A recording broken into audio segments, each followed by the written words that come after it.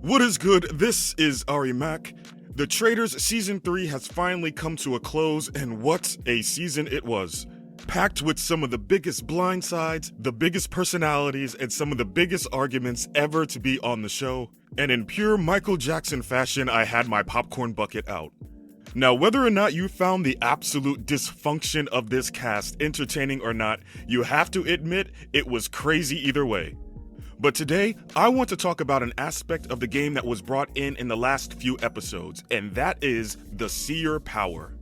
Yes, the show has finally done it and brought in another ability for this game to chew on.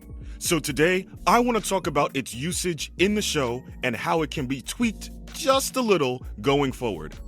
In order for me to explain this, I will have to go into a little bit of spoilers, so if you don't want to be spoiled, I suggest you skip this video, but in case you want to come along with me for the ride, let's get into it.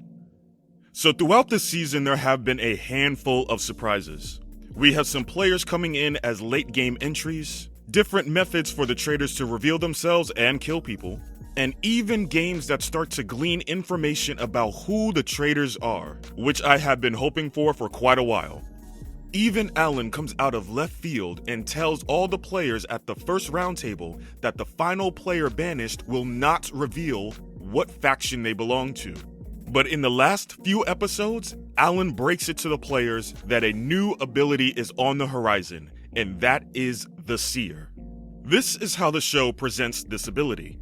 There will be a task, and whoever performs the best at this specific task will become the Seer, a one-time ability where they get to personally choose a player and learn exactly whether they are a traitor or a faithful.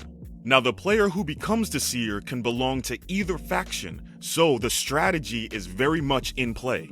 In the mission that decides this, Alan says that whoever earns the most money after 3 mini tasks will become the Seer.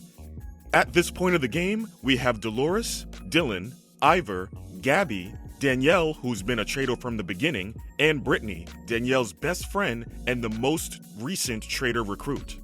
Danielle rationalizes that it is in her best interest to either pick Brittany and clear her name, or choose another player and frame them if she becomes the Seer.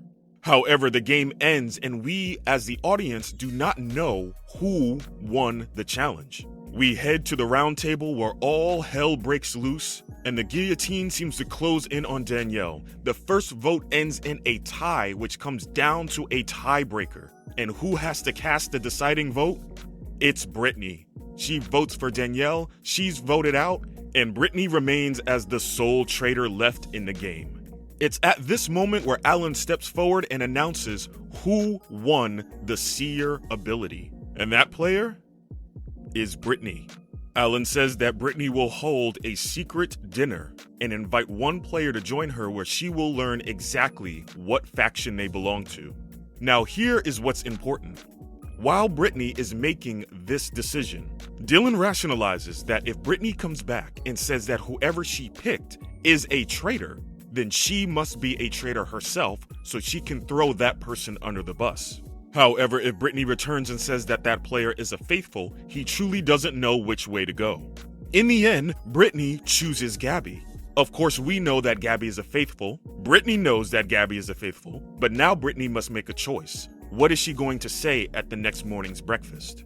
She announces that Gabby is a faithful to the rest of the players.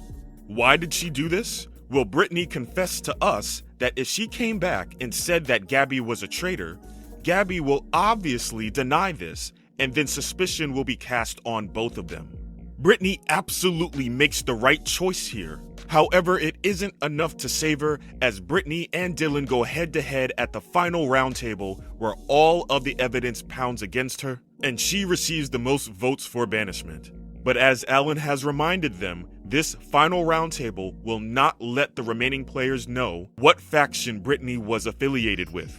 The remaining 4 players go to the Fire of Truth, and for the first time ever, all 4 decide to end the game on the very first decision, and they split the money. But I want to talk about how the Seer power played out. I believe that there is a cardinal rule when it comes to social deduction games and how they handle special powers. Whether it's Mafia, whether it's Werewolf, whether it's Salem, whether it's the Resistance, information must be gleaned, but the door for ambiguity must always be open. She broke the reasoning wide open.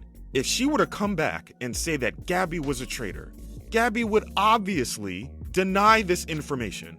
I would even go so far as to say that the best, most trustworthy players would have a hard time selling that somebody was a traitor without casting any suspicion on themselves. And once again, a power has been introduced into this game that I absolutely love, but in the end was just misused. So I have two possible solutions to fix this, and it's not heavy tweaks at all. My first suggestion is the one I detailed out in my previous video.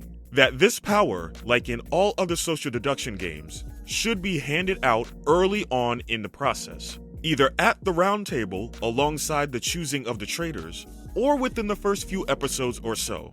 And you can divert into two different paths here, whether the Seer will learn the identity of one player every night, or the success in the mission will determine whether the Seer gains that power for the night. This can open the strategy door wide open, because the traitors can choose just how successful the team will be in each mission. They can earn the money, but they might not earn enough money for the Seer to gain their ability. You could also couple this idea with a game similar to the chess mission, which I thought was a brilliant move on the show. They finally introduced a game where the traitors must show their hand somehow. If you couple the fact that the Seer must earn their ability, with the caveat that the traitors must reveal themselves somehow in the mission, you now have a dynamic game. My second suggestion is more in line in how the show used the Seer, and that is that the Seer doesn't necessarily need to be a faithful, but in order for this to work, the Seer must change hands every mission. The power will go to the person who won the most money, who did the best, or it can even be similar to the shield mechanic, as in something that they need to find and possess. The only thing that should really change here is that Alan does not announce who the Seer belongs to. Only that player and the player they choose will know who the Seer is for that night. I also believe that early on in the game, the player who the Seer chooses should not know who they are revealing their identity to.